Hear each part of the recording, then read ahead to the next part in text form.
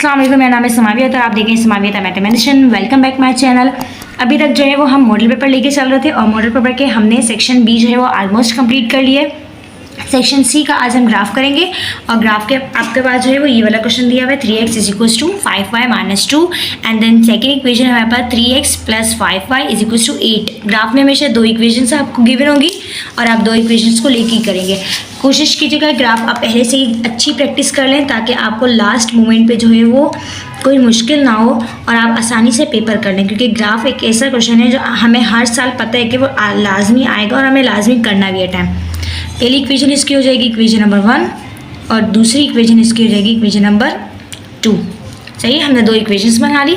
अब हम क्या करेंगे, दो इक्वेशंस को इसी तरह सॉल्व करेंगे कि हमारे पास जो है वो एक में से भी और दूसरे में से भी एक वेरिएबल अलग हो जाए।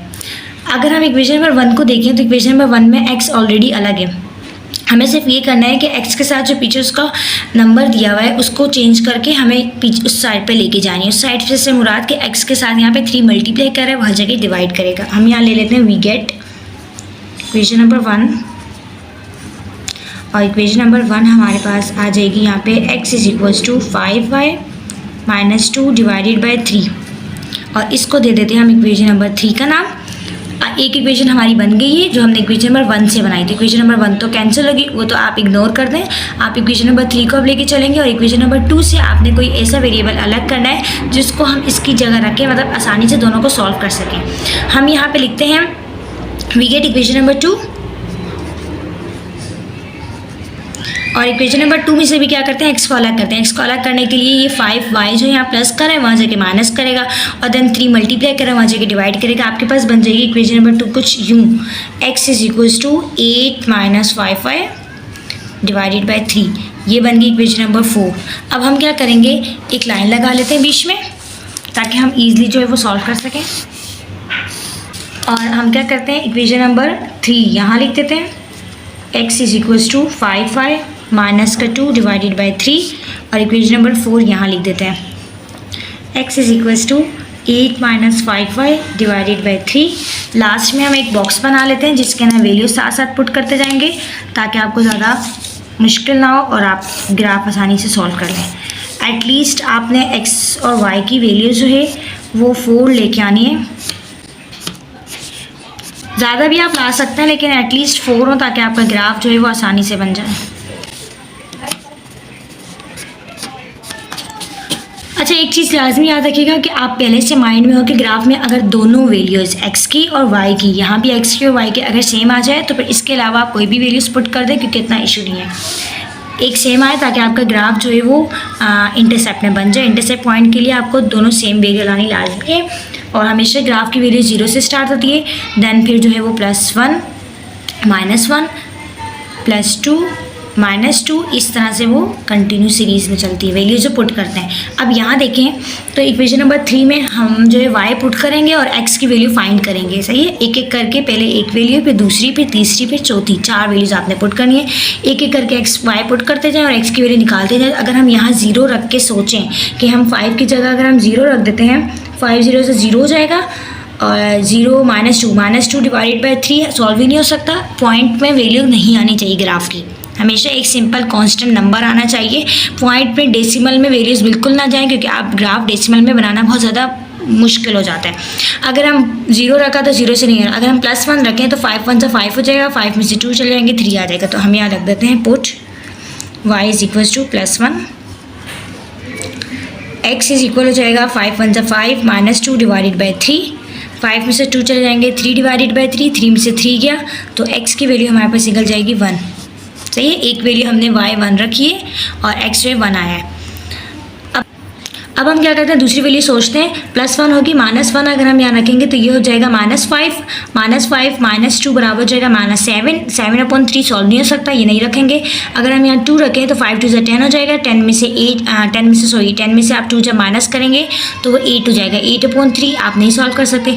अगर हम यहाँ -2 पुट करें तो ये हो जाएगा 5 2 से -10 और -10 और -2 -12 हो जाएगा, ये हो सकता है सॉल्व। तो आप यहाँ रख के सॉल्व करें, put y is equals to -2, x is equal हो जाएगा 5 मैं वैल्यू आपको रख के दिखा देती हूँ -2 -2 डिवाइडेड बाई 3 ये हो जाएगा 5 2 ज़ा -10 और -2 डिवाइडेड बाई 3, और इसको जब आप सॉल्व करेंगे तो -12 डिवाइडेड बाई 3, 3 1 ज़ा 3, 3 4 ज़ा 12। एक्स की वैल्यू आपके पास आ जाएगी -4, आपने रखी -2 है। आप ऐसा करें एक एक करके वहाँ भी रख के चेक करें कि सेम वैल्यू आ रही है नहीं आ रही। जैसे यहाँ पे हमने 1 रखा है, अगर हम यहाँ पे 1 रखें तो ये हो जाएगा 8 -5 1 ज़ा 5, 5 में से 8 में से जो है 5 माइनस कर देंगे, 3 आ जाएगा। फॉर एग्जाम्पल आ रहा है आपके पास, तो हम रख के देख लेते हैं। Put y is equals to 1। Just practice आपको चाहिए, क्योंकि फिर आप मेरी तरह जो है वो ऐसे रख के दिखते रहेंगे, वरना आपको एक एक चीज़ अलग रफ में रखनी पड़ेगी, देन सॉल्व करनी पड़ेगी। बहुत लंबा सीन है, ग्राफ का बहुत कम टाइम होता है। x इज इक्वल हो जाएगा 8 -5 1 ज़ा 5 की जगह अगर हम 1 रखें डिवाइडेड बाई 3 हो जाएगा, तो ये हो जाएगा आपके पास 8 -5 divided by 3, 3 divided by 3 and then 3 से 3 कैंसिल, 1 आ गया, तो x की वैल्यू आ गई 1। अब देखें y 1 रखा है और x 1 आया है, यहाँ y 1 था x 1 था, इट्स मीन कि हमारे पास ये वैल्यू सेम आ गई है। और एटलीस्ट अगर आपके पास एक सेम वैल्यू दोनों इक्वेशन से आ जाए तो इट्स मीन आप बिल्कुल सही चल रहे हैं, और बाकी इसके अलावा आप कुछ भी वैल्यूज रख सकते हैं, बस एक आपके पास सेम आनी चाहिए हर हाल में, वरना ग्राफ थोड़ा मुश्किल हो जाएगा। बन तो जाएगा उस टाइम पे भी, बट कॉम्प्लिकेटेड हो जाएगा अगर सेम वैल्यू नहीं आती। और अगर सेम आ जाती हैं तो आपको खुद ही श्योर हो जाएंगे आप कि हाँ मेरा ग्राफ बिल्कुल ठीक बना है। ये चीज़ होती है। 2 वैल्यूज़ मैंने इसमें रख दी हैं, बाकी 2 वैल्यूज़ मैं फाइंड करती हूँ, फिर देन आपको मैं बताती हूँ। देखिए मैंने यहाँ पे x जो y की जगह जो है 4 रखा है, 4 रख के हमने सॉल्व किया तो 5 4 ज़ा 20 हो गया था, और -2 वैसे ही डिवाइडेड बाई 3 आ गया था, 18 डिवाइडेड बाई 3 एंड देन 6 आ गया। फिर हमने y इज इक्वल टू -5 रखा है, -5 रखने से ये जो आपके पास ऊपर इक्वेशन है 5 × -5 माइनस का 2 डिवाइडेड बाई 3, और देन सॉल्व किया था -25 -2, इन दोनों को सॉल्व किया था, x की वैल्यू आ गई -9। इसी तरह यहाँ भी हमने क्या किया, -2 रखा, -2 रख के सॉल्व किया तो 6 आ गया, 4 + 4 रखा तो -4 आ गया, और -5 रखा तो 11 आ गया। अब हम एक एक करके वैल्यूज इसमें पुट करते हैं। तो देखिए सबसे पहली वैल्यू हमने y की जगह 1 पुट की है, y की जगह 1 आ गई, और x की जगह क्या वैल्यू आई थी, x की जगह क्या वैल्यू आई थी 1। सही है, ये हमने पुट करी। सेकेंड वाली में put y is equal to -2 है, और x की वैल्यू क्या निकली है -4। इस चीज़ का ख्याल रखेगा x y रखते हुए। y हमने 4 पुट किया और x इसका आया 6, y हमने -5 पुट किया और x आया -9। सही है, बाकी 4 वैल्यूज़ काफ़ी हैं।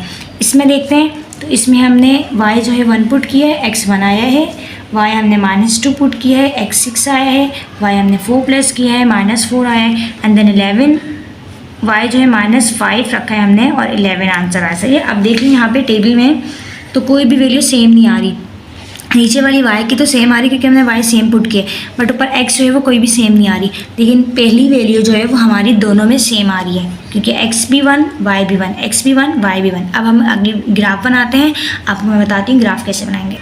देखिए हमने क्या किया, पेज को सेम इक्वल उस पर जो है वो बॉक्सेस में डिवाइड कर दिया, 1 2 3 4 1 2 3 4, एंड देन ऊपर से भी 1 2 3 4, और ये 5 पे आ गया, 1 2 3 4 एंड 5 पे आ गया। और यहाँ पे आपके पास पॉजिटिव वाली साइड पे, राइट हैंड साइड पे positive x, and left hand side पे जो होता है वो नेगेटिव x होता है। ऊपर जो होता है वो पॉजिटिव y होता है, और नीचे जो होता है वो माइनस का होता है। सही है, y नेगेटिव होता है। यहाँ पे साइड पे स्केल शो करते हैं, और वैल्यूज़ आप कैसे रखेंगे, आप सबसे बड़ी वैल्यू यहाँ पे चेक करेंगे। सबसे बड़ी वैल्यू, हाईएस्ट वैल्यू आपके पास 11 आ रही है, प्लस में प्लस 11 आ रही है, और माइनस में अगर हम चेक करें तो सबसे वैल्यू हमारे पास बड़ी जो है वो -2 आ रही है, क्योंकि आपको पता है जितनी छोटी होती है उतनी बड़ी होती है, -2 आ रही है। तो हमने जो है वो ऐसा चार्ट बनाना है, या अगर हम दूसरी तरह माइनस में देख लें तो आपके पास -9 भी है, लेकिन हाईएस्ट सबसे 11 है, तो आपने ऐसा बनाना कि 11 आ गया। अब अगर हम यहाँ देखें तो आपने स्केलिंग करनी है कुछ इस तरह से कि अगर हम इसको 1 के बराबर लेंगे, 1 2 3 4 5 6 7 8 नहीं बन रही, तो हम थोड़ी छोटी स्केलिंग पे जाते हैं। हम क्या करते हैं, एक बॉक्स, उसके बाद दूसरा बॉक्स, इस एक बॉक्स को बराबर ले लेंगे 1 के, फिर एक के बाद एक बॉक्स को बराबर ले लेंगे 2 के, एक के बाद एक बॉक्स को बराबर ले लेंगे 3 के, एक के बाद एक बॉक्स को बराबर ले लेंगे 4 के। इस तरह यहाँ भी ऊपर भी नीचे भी। मैं आपको लाइन्स लगा के बताती हूँ। सही है, मैंने स्केलिंग कर दी है। आपकी मर्जी, आप 3 स्मॉल बॉक्सेस ट्री बना सकते हैं, 4 स्मॉल बॉक्सेस ट्री बना सकते हैं, जिस तरह आपको ईजी लगे, आप जिस तरह बनाना चाहें। सही है, उस तरह बना सकते हैं। अब हमें सबसे पहले जो है वो पहला बॉक्स चेक करना है। पहले बॉक्स में x 1 है और y भी 1 है, सही। पॉजिटिव और नेगेटिव का ख्याल रखिएगा। अब हम क्या करते हैं, इस वापस बीच पे आ जाते हैं, क्योंकि बीच का जो साइड्स होता है वो ओरिजिन का होता है, 0 पे होता है, सही है, क्योंकि यहाँ से सब वैल्यूज स्टार्ट होती हैं, प्लस की भी, माइनस की भी, x की भी और y की भी।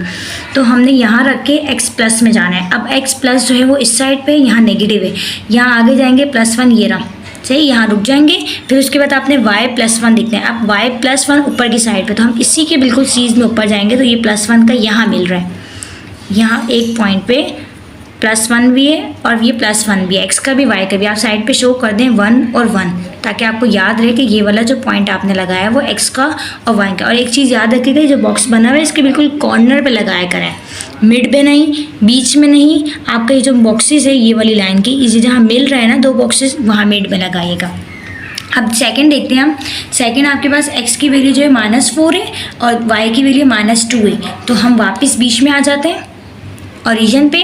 और अब हम क्या करते हैं, x की -4 चेक करते हैं। -4 इस साइड पे, ये -4। आप क्या करें, इस पे इस तरह से स्केल रख लें -4 पे, ताकि आपको याद रहे। फिर आप क्या करें, y आप ढूंढे -2 नीचे की साइड पे, नीचे आएँ तो देखिए -2 बिल्कुल सीध में जाएंगे, ये -4। स्केल की मदद से आप इजी रह जाएंगे। यहाँ आप लगा देंगे एक लाइन, ये हो जाएगी आपके पास -4 और -2, पहले x की वैल्यू फिर y की वैल्यू। इसी तरह हम क्या करेंगे, 6 और 4, -9 और -5 में लगाती हूँ, फिर आपको बताती हूँ।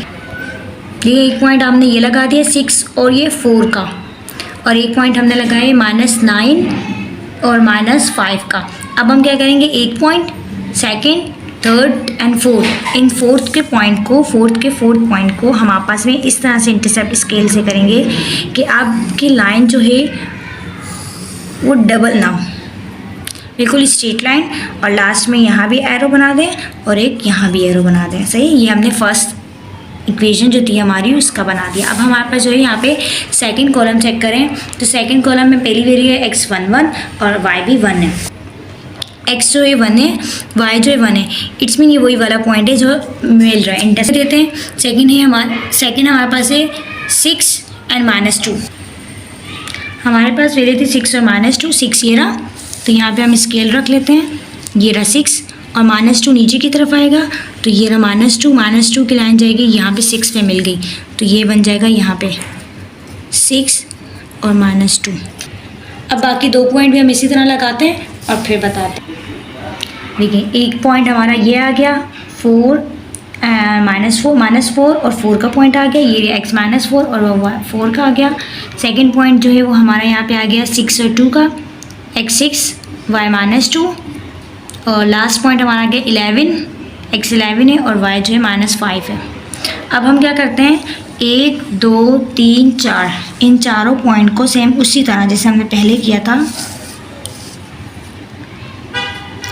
इनको आपस में हम मिला देते हैं, सही। इस तरह से पॉइंट के बीच से जाए और यहाँ पे एरो लग जाएगा और एक आपका यहाँ पे लग जाएगा।